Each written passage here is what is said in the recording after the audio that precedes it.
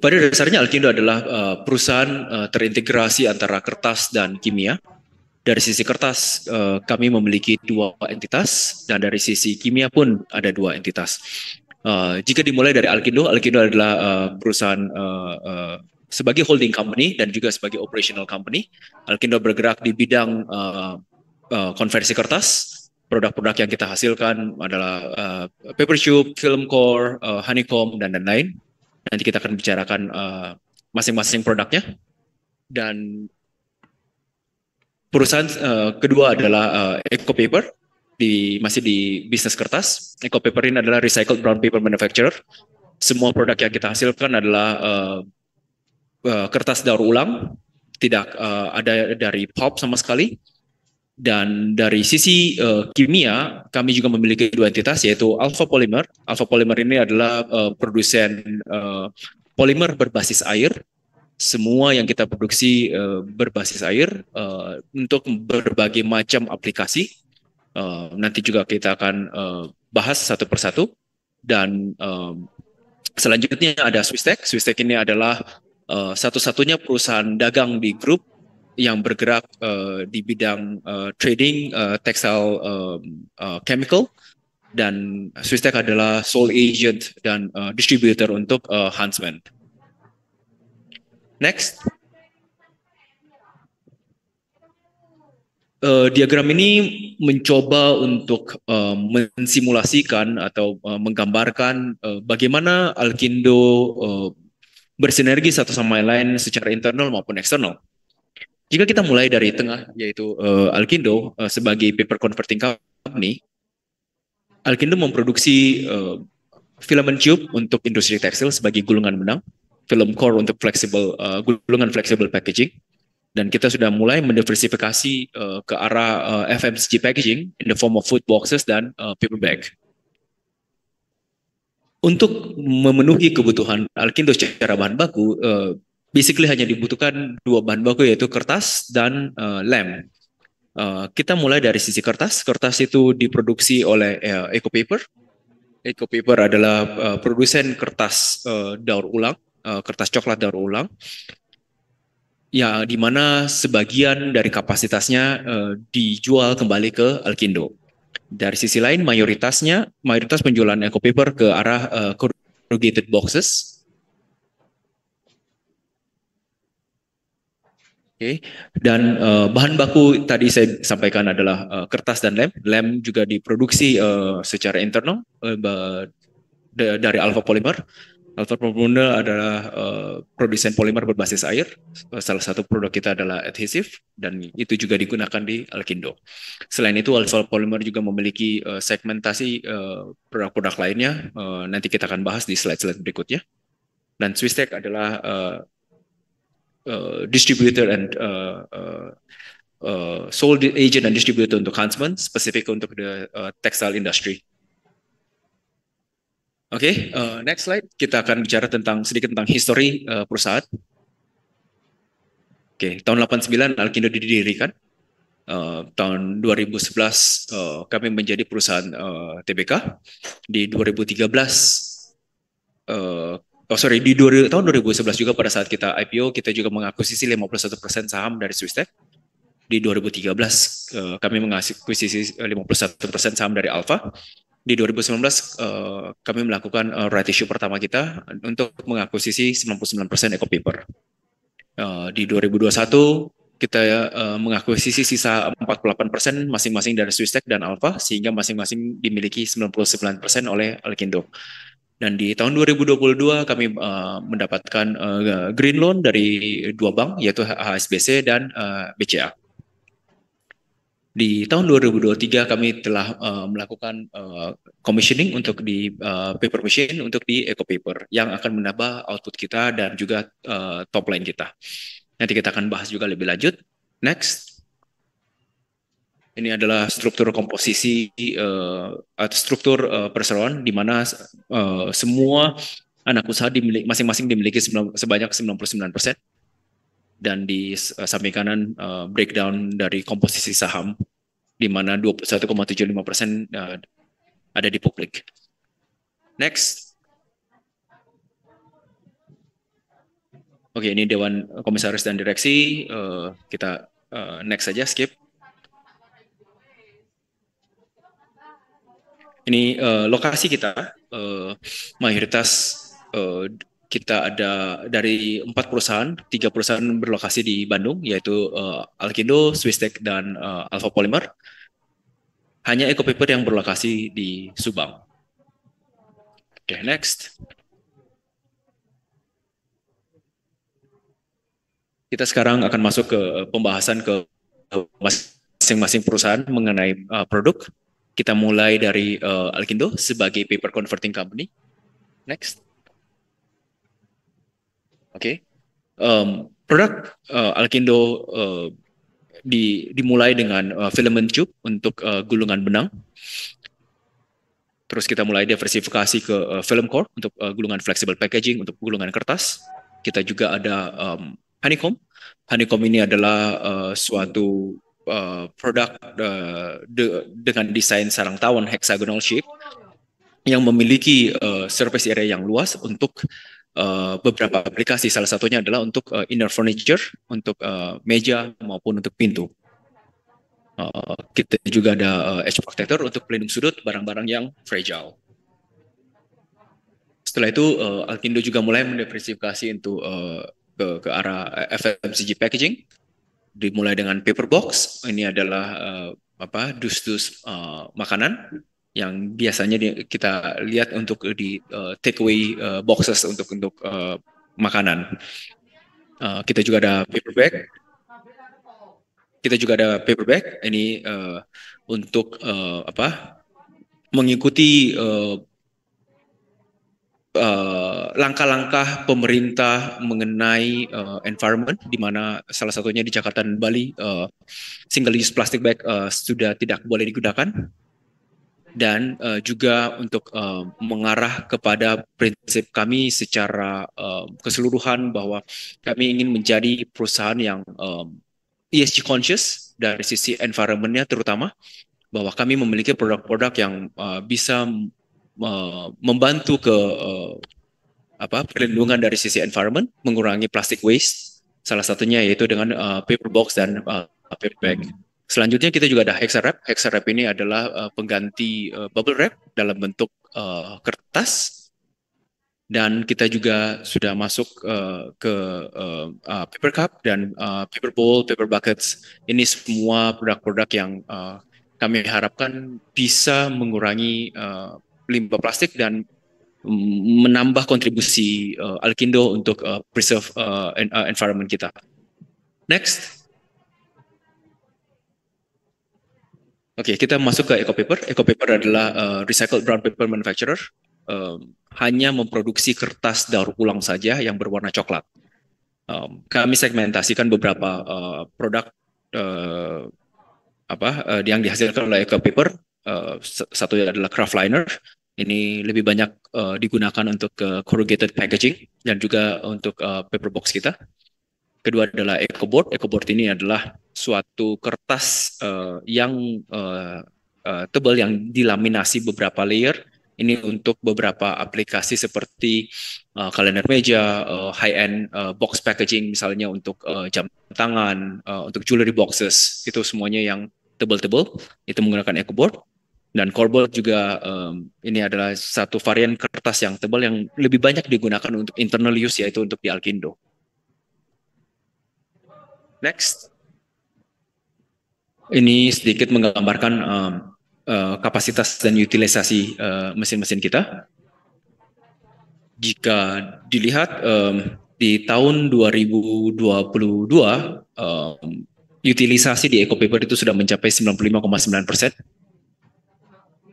Sehingga perseroan melakukan langkah untuk melakukan investasi, yaitu dengan paper machine kedua, di mana output dari Ecopaper itu akan menjadi 3 kali lipat daripada yang existing. Nah, sekarang dilihat dari di Q1 2023, utilisasi sudah menurun menjadi 50,5% karena adanya kapasitas baru. Dengan paper machine ini kita berharap ini yang akan mendorong atau menunjang kita punya growth dari sisi top line maupun bottom line. Next, kita masuk ke segmen kimia. Kita mulai dari Swisstech. Swisstech ini adalah sole distributor dan agent untuk Huntsman, spesifik untuk ke textile industry. Produk-produknya mau dari ujung ke ujung itu komplit. Dan selain ini, Swisstech akan diarahkan untuk mulai bercabang di luar tekstil, tetap bergerak di bidang trading, mungkin kita akan tambahkan sebagai trading dan service company, tetapi akan mendiversifikasi di luar tekstil. Saat ini masih di industri tekstil saja. Next, kita ke Alpha Polymer. Alpha Polymer ini adalah water-based polymer manufacturer, jadi semua produk yang kita hasilkan adalah berbasis air, kembali dengan komitmen kita terhadap ESG. Kami memiliki suatu konsep bahwa ingin memproduksi green products melalui green process, dan saat ini kita juga sudah di support oleh green financing. Nah, salah satu komitmen kita terhadap environment juga termanifestasi di Alpha Polymer, di mana kami memproduksi hanya water-based produk saja. Alpha memiliki 3 segmentasi produk. Kita mulai dari Alpha Bond. Alpha Bond ini adalah a series of produk yang digunakan untuk sebagai perekat. Perekat ini bisa berbagai macam substratnya, kayu, kertas, kain, foam, substrat yang bermacam-macam, dan Alpha sanggup memproduksi segala jenis lem. Yang penting itu adalah berbasis air. Kategori berikutnya adalah Alpha Coat. Ini adalah series of product yang kami kategorikan dengan fungsi sebagai coating. Coating ini bisa sebagai salah satunya adalah bahan baku cat. Jadi untuk akrilik, final akrilik, starring akrilik, full akrilik untuk cat dapat diproduksi oleh Alpha Polymer. Dan yang terakhir itu adalah Alpha Chem. Kami kategorikan produk Alpha Chem sebagai specialty product, seperti surfactant, dispersing agent, defoamers, emulsifier. Ini adalah produk-produk yang akan menjadi memiliki better value addition buat perusahaan, dan akan menjadi salah satu fokus utama untuk perkembangan Alpha Polymer ke depannya. Oke, sekilas itu tentang Alkindo dan anak usahanya, produk-produk yang dihasilkan, dan segmentasi industri yang di-serve. Next, kita akan lanjut ke kinerja keuangan yang akan dipaparkan oleh Pak Kuswara. Silakan Pak Kus. Terima kasih Pak Willy. Seperti kita ketahui dan seperti yang disebut tadi oleh Pak Willy dan juga sebagai informasi, pada tahun 2022 Alkindo melalui anak perusahaan PT Eco Paper itu melakukan pembangunan PM2 ya, paper machine 2. Konsekuensi dari itu kita bisa lihat dari investasi yang dilakukan yang cukup besar ya, baik itu dari pinjaman dari bank maupun dari dana sendiri gitu ya. Kita bisa lihat pembangunan paper machine 2 ini efeknya terhadap laporan keuangan kita. Target kita sebenarnya untuk bikin PM2 ini di Oktober tuh sudah commissioning, tapi karena ada kendala pada saat pemasangan mesin kita harus impor dari China, sedangkan China masih menerapkan lockdown sehingga ada keterlambatan. Sehingga kita nyaris commissioningnya dilakukan di tahun 2023 ya. Kalau kita lihat ringkasan laba rugi untuk kinerja 2022 adalah sebagai berikut. Next slide, Pak. Kalau kita lihat di 2021 penjualan kita 1.457 miliar, turun sedikit ke 1.402 miliar di tahun 2022. Itu disebabkan karena salah satunya adalah kenaikan energi yang kita bersehubungan dengan pembangunan PM2, dan juga adanya pembayaran bunga atas investasi ya yang kita pinjam dari bank Samping itu juga ada penurunan harga kertas bekas atau OCC ya, Old Corrugated Carton, sehingga menyebabkan juga penurunan harga jual dari produk kertas coklat yang dihasilkan oleh PT Eco Paper. Efeknya juga laba kotor kita mengalami penurunan dan laba bersih kita juga mengalami penurunan. Sebagai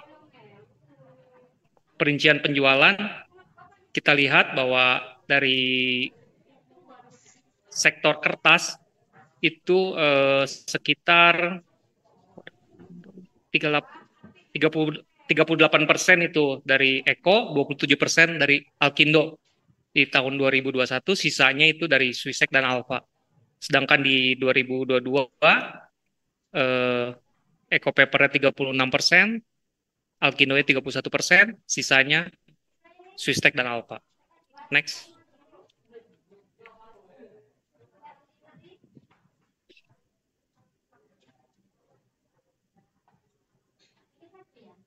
Untuk ringkasan neraca, kita lihat di aset juga kita mengalami peningkatan sehubungan investasi yang besar di PT Eco Paper, anak perusahaan kita. Dari untuk sisi aset, dari 1,2 triliun naik menjadi 1,5 triliun. Liabilitas juga mengalami kenaikan sehubungan dengan pinjaman dari bank ya. Tahun 2021 ada 507 miliar dan di 2022 menjadi 804 miliar. Ekuitas kita juga mengalami kenaikan dari 703 miliar di 2021 menjadi 765 miliar di 2022. Next.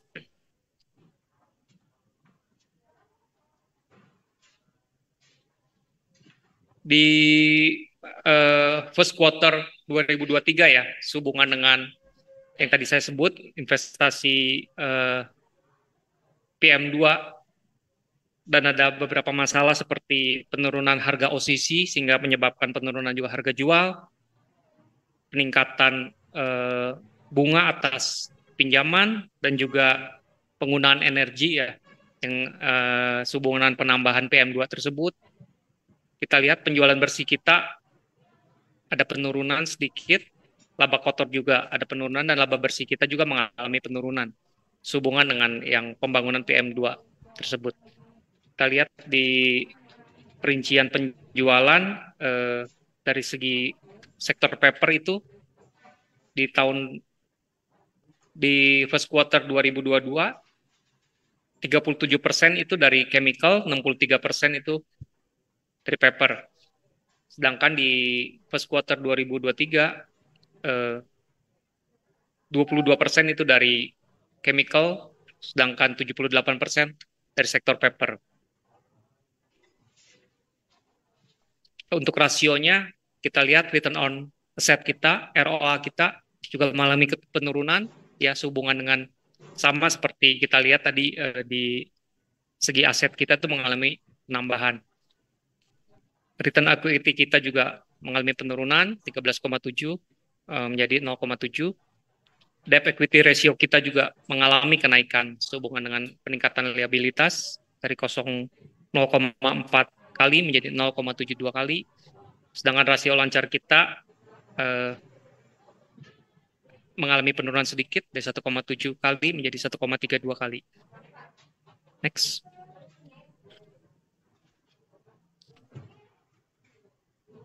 Oke, selanjutnya akan dilanjutkan oleh Pak Tanto. Silakan Pak Tanto. Terima kasih. Terima kasih. Selamat siang Bapak-Bapak, Ibu-ibu sekalian. Saya akan masuk mengenai ESG. Ini ada beberapa sertifikasi yang kita dapat berkaitan seperti FSC, SPLK, dan beberapa award yang kita dapat sehubungan performance kita, salah satunya dari Forbes ya. Dan berikutnya dengan proposisi ESG, kita itu mengolah jadi salah satu industri utama kita adalah eco paper. Eco paper industri kertas coklat yang terdiri dari bahan baku recycle. Bahan baku diperoleh dari kertas bekas yang didaur ulang. Kadang-kadang secara guyon kita bisa sampaikan bahwa kita bukan membuat kertas, tapi mengolah sampah. Mengolah sampah dari tadinya produk yang tidak ada nilai ekonomis menjadi sesuatu yang punya nilai ekonomis dan dengan bentuk yang berbeda. Kita juga memproduksi produk-produk secara ramah lingkungan, yaitu kita memproduksi green product, dan tadi seperti disampaikan, kita juga green process, dan ultimately kita mendapatkan green loan. Kita menjadi perusahaan pertama yang mendapatkan green loan dari dua bank besar di Indonesia, yaitu Bank HSBC dan BCA. Kita dalam proses signing sudah terlaksana, kita juga akan memasang PLTS, pembangkit listrik tenaga surya.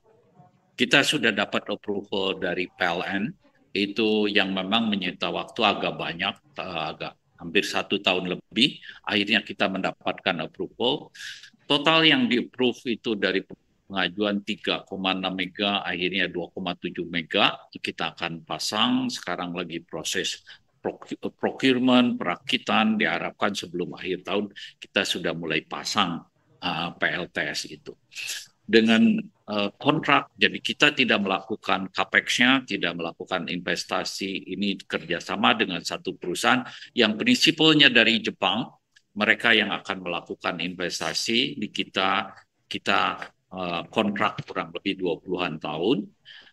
Kita akan bayar berdasarkan kilowatt yang kita konsum dengan biaya 20% di bawah PLN. Jadi kita akan mendapatkan saving yang cukup banyak. Tapi yang utama untuk kita yaitu bergerak bahwa industri ini yang kita kelola itu mau ke arah green. Salah satu energi terbarukan yang kita bisa pakai adalah solar panel. Ini akan dimulai dengan eco paper, nanti kita akan melihat lagi lanjutan di Alkindo dan di Alpha Polymer. Kalau kita bicara subsegmen chemical misalnya, Alpha Polymer itu memproduksi water-based polymer, polimer yang secara bahan baku itu salah satu bahan utamanya air, gitu ya. Dan pada saat memproduksi itu kita ada terjadi limbah pun atau air cuciannya itu kita akan menuju ke close loop. Jadi semua air itu kita akan pakai kembali. Kita memang sekarang belum semua, tapi sudah pada level berapa sekarang? 30-40%, tapi goalnya untuk betul-betul close loop. Jadi air cucian itu akan dipakai kembali menjadi proses, gitu. Jadi tidak ada limbah yang keluar. Target utamanya akan begitu. Kita memperoleh beberapa sertifikasi termasuk ISO, FST tadi yang sudah disampaikan, energi terbarukan. Nah, dari efek sosialnya, bahan baku yang bersumber secara lokal dengan responsible sourcing.